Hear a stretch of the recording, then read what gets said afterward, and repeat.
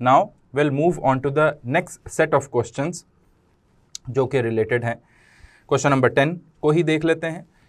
What least number must be subtracted from 1294?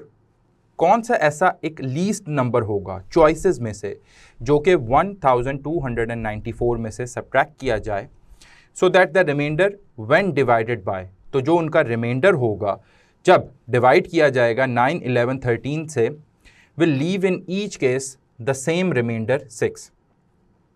वो हमसे ये पूछना चाह रहा है कि ये जो 1294 है number, question number is 10.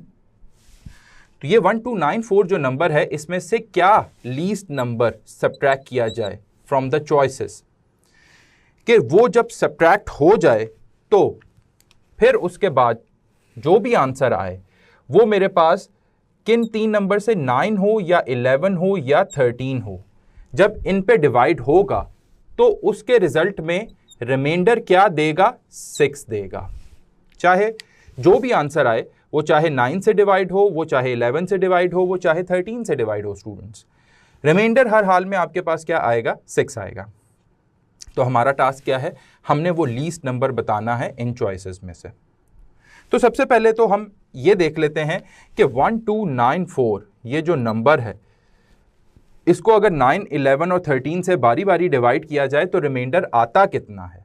For example मैं 9 से डिवाइड करता हूं तो 9 1s और 9 1s. आप इसको इस तरीके से भी डिवाइड कर सकते हैं, कोई प्रॉब्लम नहीं है, या जिनकी डिवीजन अच्छी है वो इस तरीके से भी कर सकते हैं.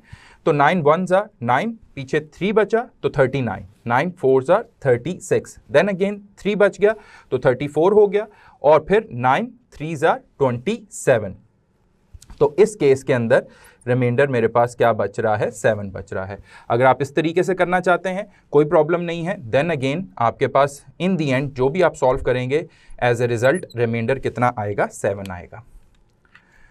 तो स्टूडेंट्स इसी तरीके से आप लोगों ने 1294 को डिवाइड करवाना है 11 से भी, और 1294 को डिवाइड करवाना है 13 से भी. मैं आप लोगों को बता देता हूं, आप लोगों ने डिवाइड लाजमी करवाना है. रिमाइंडर दोनों के ही केसेस में, या इन अदर वर्ड्स तीनों के ही केसेस में क्या आएगा, 7 आएगा. जबकि हमें क्या चाहिए था, रिमाइंडर 6 चाहिए था. तो जाहिर सी बात है कि मैं इसमें से क्या सब्ट्रैक्ट करूंगा, यहां से स्ट्रेट अवे मुझे पता चल जाता है कि 1 सब्ट्रैक्ट करूंगा. अब 1 सब्ट्रैक्ट जब मैं ऑलरेडी इसी में से ही, ये जो डिविडेंड था मेरा, इसी में से ही अगर 1 सब्ट्रैक्ट कर देता हूं तो कोई इन तीनों में से कोई भी डिवाइजर आ जाए तो रिमाइंडर भी मेरे पास क्या हो जाएगा, 1 कम हो जाएगा. तो जो लीस्ट नंबर मुझे सब्ट्रैक्ट करना था दैट इज बीटा 1, और वही जब मैं सब्ट्रैक्ट करूंगा तो मेरे पास 1293 हो जाएगा. और ये 1293 जब 9, 11 और 13 से डिवाइड होगा तो मेरे पास रिमाइंडर 1 कट शॉर्ट हो जाएगा विच इज 6, और वो उसकी कंडीशन को भी फुलफिल करेगा और मुझे मेरा आंसर भी मिल जाएगा. तो स्टूडेंट्स ये जो तरीकेकार मैंने आप लोगों को बताया है, 1294 को 9 से करें, फिर 11 से करें, फिर 13 से करें, ये थोड़ा सा हेक्टिक है. यहां पे एक शॉर्टकट सीख लें. जब इस तरह का कोई क्वेश्चन आ जाए कि what least number must be added या what least number must be subtracted, तो हमें क्या करना चाहिए कि हमें ये जो नंबर्स दिए गए हैं इनका एलसीएम लेना होगा. तो अगर हम इनका एलसीएम लेते हैं तो 9, 11 और 13 का एलसीएम मेरे पास लीस्ट कॉमन मल्टीपल क्या निकलता है, 1287. तो ये मेरे पास क्या निकल आया, इसका एलसीएम निकल आया 1287. अब ये जो मेरे पास नंबर है 1294, इसको मैं डिवाइड करवा देता हूं 1287 पे. आई एम श्योर मेरे पास रिमाइंडर क्या निकलेगा, वो भी 7 ही निकलेगा. तो मैंने एलसीएम फाइंड आउट किया, उसको डिवाइड करवा दिया 1294 से, तो मेरे पास रिमाइंडर क्या निकल आया, 7 निकल आया. तो मैं ये 3 दफा डिवीजन करने से बच गया. तो मेरे पास स्ट्रेट अवे 7 निकल रहा था. इसका मतलब क्या हुआ कि मुझे 1294 में से लीस्ट नंबर जो है वो 1 सब्ट्रैक्ट करना पड़ेगा. तो तभी मेरे पास जब वो 1287 से डिवाइड होगा तो फिर मेरे पास क्या रिमाइंडर देना शुरू करेगा, वो 6 देना शुरू करेगा. यहां पे 1287 लिख देता हूं. तो 1294 डिवाइड बाय 1287 करेंगे, रिमाइंडर कितना 7 आ रहा था, जो कि हमने उन तीनों के केसेस में चेक किया था बारी बारी, और यहाँ पे हमें एक ही रिजल्ट से पता चल गया। 1294 में से हमें सिंपल सी बात है कि क्या सब्ट्रैक्ट करना पड़ेगा, इन चॉइसेस में से 1 सब्ट्रैक्ट करना पड़ेगा, जो कि हमें 1293 कर देगा, और फिर जब वो 1287 से डिवाइड होगा तो रिमाइंडर क्या आएगा, 6 आएगा। उसकी कंडीशन को फुलफिल किया हमने और यहाँ से आंसर फाइंड आउट किया। जी स्टूडेंट्स, क्वेश्चन नंबर 10 अभी हमने डिस्कस किया। Now moving on to question number 17 of your book. कह रहा है द क्वोशंट अराइजिंग, जो क्वोशंट आता है आपके पास फ्रॉम द डिवीजन ऑफ, किसकी डिवीजन करने से, 24446 की डिवीजन करने से, बाय अ सर्टेन डिवाइजर, कोई भी डिवाइजर से डिवाइड करने से, वो कितना है, 79 है, and the remainder is 35। What is the divisor? Students, मैं आप लोगों को रिकॉल कराना चाहूंगा कि कोई भी नंबर हो, जिस नंबर को डिवाइड किया जा रहा होता है उसको हम क्या कहते हैं, डिविडेंड, और जिससे डिवाइड किया जा रहा होता है उसको हम कहते हैं डिवाइजर। और ये जो ऊपर हमारे पास लिखा जाता है, जो नंबर्स आ रहे होते हैं, उनको हम कहते हैं कोशंट। और इन दी एंड जो भी आपके पास बीच में डिवीजन हो रही होती है, इन दी एंड जो भी रिजल्ट आता है, चाहे वो 0 आता है, चाहे अदर देन 0 आता है, वो आपके पास क्या कहलाता है, रिमाइंडर। तो इसको लिखने का क्या तरीकेकार होता है स्टूडेंट्स? अगर मुझे डिविडेंड बताना है तो डिविडेंड का फॉर्मूला याद रखिएगा कि डिवाइजर को कोशंट से मल्टीप्लाई करना होता है, डिवाइजर इनटू कोशंट, और उसमें प्लस कर देते हैं हम क्या, रिमाइंडर। तो स्टूडेंट्स, आई होप कि डिविडेंड के लिए आपको यह फॉर्मूला याद रहेगा, divisor into quotient plus remainder. मैं इनको इस तरह लिख देता हूं, ये डिविडेंड एज इट इज लिखा रहे, डिवाइजर को डी से शो कर देते हैं, कोशंट को क्यू से शो कर देते हैं, और रिमाइंडर को आर से शो कर देते हैं, डिविडेंड को डी आई से शो कर देते हैं। अब वो क्या कह रहा है, अब वो ये कह रहा है in the end what is the divisor, so he is only interested in divisor. तो डिवाइजर के लिए हम क्या कर लेते हैं, एक इक्वेशन बना लेते हैं, डिविडेंड में से सबसे पहले सब्ट्रैक्ट करेंगे, ये आर उधर जाके क्या हो जाएगा, माइनस हो जाएगा, और यहां पे आपके पास डिवाइजर पड़ा हुआ होगा और कोशंट पड़ा होगा, तो यहां से कोशंट इधर आके क्या हो जाएगा, डिवाइड हो जाएगा। तो students, all I need to do is, क्या वैल्यूज प्लेस करनी है सिर्फ, तो वैल्यूज प्लेस करते हैं। The quotient arising from the division of, dividend कितना है, 24446, और उसमें से रिमाइंडर उसने लास्ट में वैल्यू बताई हुई थी 35 है, और वो जो कॉन्टिन्यूशन स्टेटमेंट थी स्टूडेंट, उसके ऊपर गौर करना है। The quotient arising from the division of 24446 by a certain divisor is 79। ये जो 79 है, ये क्या है, वो द कोशंट अराइजिंग फ्रॉम और फिर इज 79, तो इसका क्या मतलब हुआ कि कोशंट कितना है, 79 है, क्योंकि डिवाइजर को तो वो कह रहा है certain divisor, for example x कह लेते हैं, या मैं अपने केस में क्या कह रहा हूं, d कह रहा हूं। तो जस्ट क्या करना है, न्यूमरेटर में सब्ट्रैक्शन करनी है और डिवीजन करनी है 79 से। तो ये आई होप आप लोग कर लेंगे, अपनी जो कैपेबिलिटी है मेंटल मैथ की सॉल्व करने की, सॉल्यूशन की, वो आपकी इसी तरीके से इंक्रीज होगी, इसको आप साथ ही सॉल्व कर लें, and I hope you will come to know कि आंसर आपके पास 309 बीटा निकलेगा, which comes out to be as a divisor. Students, इसी के साथ ही प्रैक्टिस क्वेश्चन नंबर हैं 18, 19 एंड 24। मार्क कर लीजिए अपनी बुक के ऊपर, ये जैसे ही कंप्लीट होता है तो साथ ही वो भी सॉल्व करने हैं आपने। जी students, moving on to the next question, that is question number 20 of your book. A number when divided by 221, कोई भी नंबर हो जब वो डिवाइड हो 221 से, गिव्स अ रिमाइंडर 43, आपको रिमाइंडर कितना मिलेगा, 43 मिलेगा।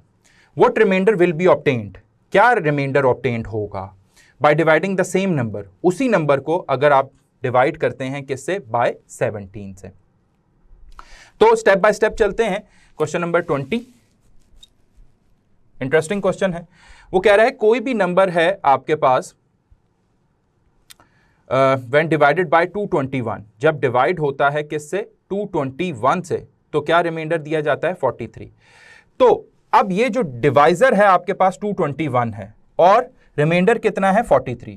हमारा टास्क क्या है कि हम कोई ऐसा नंबर तलाश करते हैं कि जिसको हम जब जिस डिवाइजर 221 से डिवाइड करेंगे तो हमारे पास रिमाइंडर कितना आना चाहिए स्टूडेंट्स, 43 आना चाहिए। तो हम एक सिंपल सी ट्रिक यहां पे देखते हैं कि ये जो डिवाइजर था 221, इसमें हम क्या करते हैं 43 ऐड कर देते हैं। तो जब इसके अंदर 43 ऐड करेंगे तो ये हमारे पास कितना हो जाएगा, 264 हो जाएगा। Supposedly for the time being ये क्या हुआ, ये डिवाइजर था और ये क्या था, रिमाइंडर था। इन दोनों को मैंने ऐड किया और मेरे पास क्या बन गया, एक डिविडेंड बन गया। A number when divided by 221 gives a remainder 43। अब ये जो डिविडेंड बना है जिसको मैं क्या कह रहा हूं 264, अब उसी की कंडीशन पे लेकर आते हैं कि जब इसको 221 से डिवाइड करवाया जाता है स्टूडेंट्स, तो मेरे पास रिमाइंडर कितना मिलेगा, 221 1 जा 221, तो रिमाइंडर ऑब्वियस सी बात है कितना 43 मिलेगा। अब देखें मैंने उसकी जो पहली सेंटेंस की कंडीशन थी वो फुलफिल करा दी और मुझे क्या हुआ, सरप्राइजिंगली मुझे 264 एज ए डिविडेंड भी मिल गया जिस पे डिवाइड हो रहा था 221 और रिमाइंडर कितना मिल रहा था 43। अब उसने कहा what remainder will be obtained, क्या रिमाइंडर तुम्हें हासिल होगा, by dividing the same number. ये जो नंबर है डिविडेंड के तौर पे, अब इसी को ही डिवाइड करवाना है bye dividing the same number by किससे, 17 से। तो अब हम इसको अगर 17 से डिवाइड करवा देते हैं तो तब भी हमारे पास क्या होगा, रिमाइंडर मिल जाएगा और वो आपकी चॉइसेस में मौजूद है। चेक कर लेते हैं, 17 1 ज़र 17, ये कैंसिल हो जाएगा, माइनस हो जाएगा और 26 माइनस 6 और 3 9 आ जाएगा और ये 4 नीचे आ जाएगा। और सिमिलरली आप 17 2 3 4 का कर लेते हैं ट्राई, 7 4 28, 2 कैरी 4 1 और 6, और 17 5 कर लेते हैं तो 17 5 35, 3 कैरी 5 1 और 85। तो जी 17 5 से और ये मेरे पास कितना हो गया 85। अब 94 में से 85 निकाल देंगे तो आपके पास क्या आंसर आएगा 9 और this will be your remainder. तो कुछ रफ वर्क अगर आपने करना होता है तो इसी तरीके से आप साइड पे कर सकते हैं। तो चेक करते हैं कि वो जो सेम नंबर था अगर उसको अब 17 से डिवाइड किया जाए तो क्या रिमाइंडर क्या आएगा, दैट इज चार्ली 9, और वही आपके पास राइट आंसर था।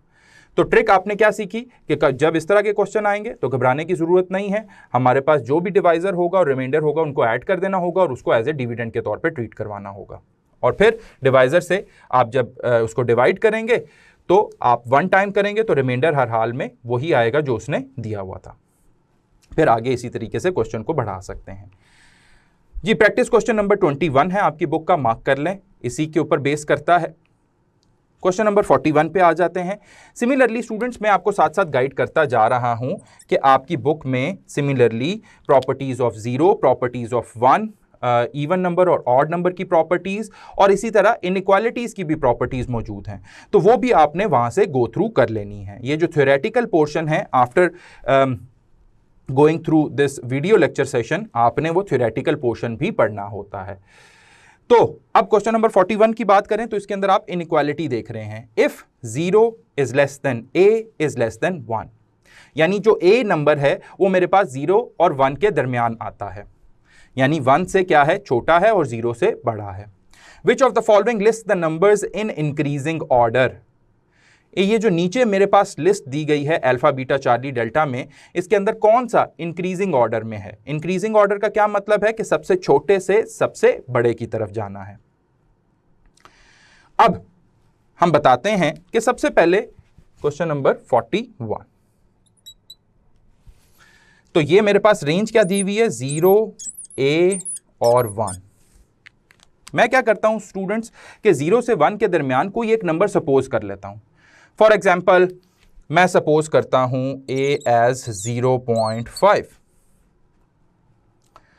अब a को मैंने क्या ले लिया एज 0.5। अब नीचे मेरे पास स्क्वायर रूट a है या फिर a स्क्वायर चल रहा है, तो a का अगर स्क्वायर लूं तो वो मेरे पास क्या होगा, याद रहे स्टूडेंट्स कि अगर आप डेसिमल का स्क्वायर लेते हैं इस रेंज के अंदर तो वो आपके पास क्या हो जाएगा, इससे भी कम हो जाएगा, दैट इज 0.25 हो जाएगा, वो आप चेक कर सकते हैं। फिर इसी तरीके से अगर इसी डेसिमल का अगर आप स्क्वायर रूट लेंगे तो वो अपने इस 0.5 से भी बढ़ जाएगा, विच बिकम 0.707। तो ये आपको एक याद कराने वाली एक बात थी कि डेसिमल यानी 0 से 1 के दरमियान अगर आ रहा हो तो अगर 0.5 है उसका स्क्वायर लेंगे तो वो उससे भी छोटा हो जाएगा, और उसी डेसिमल का a 0.5 है उसका अगर आप स्क्वायर रूट ले लेते हैं तो वो उससे भी बढ़ जाता है। तो इस लिहाज से अगर हम इंक्रीजिंग ऑर्डर चेक करें तो सबसे छोटी वैल्यू क्या हुई, a स्क्वायर, और उसके बाद फिर क्या हुई a, और फिर सबसे बड़ी क्या हो जाएगी, square root of a। So I hope ये बात आपको याद रहेगी। इससे रिलेटेड भी जो इनइक्वालिटीज़ की प्रॉपर्टीज़ हैं वो आपने लाजमी गो थ्रू कर लेनी है। मैं क्वेश्चंस आपके पास मार्क कर देता हूं, प्रैक्टिस क्वेश्चन नंबर 38, 40, 42, 43, 44 जो कि इनइक्वालिटीज़ के ऊपर बेस करते हैं, तो वो आपने मार्क कर लेने हैं और प्रैक्टिस भी कर लेने हैं। तो हम चेक कर लेते हैं इन दी एंड कि हमारे पास क्या बीटा राइट आंसर बना है कि नहीं। तो वो a स्क्वायर रूट a जो कि बीटा के अंदर ही मौजूद था और वो इंक्रीजिंग ऑर्डर के अंदर था, और वही हमारे पास क्या है, हमारा राइट आंसर है।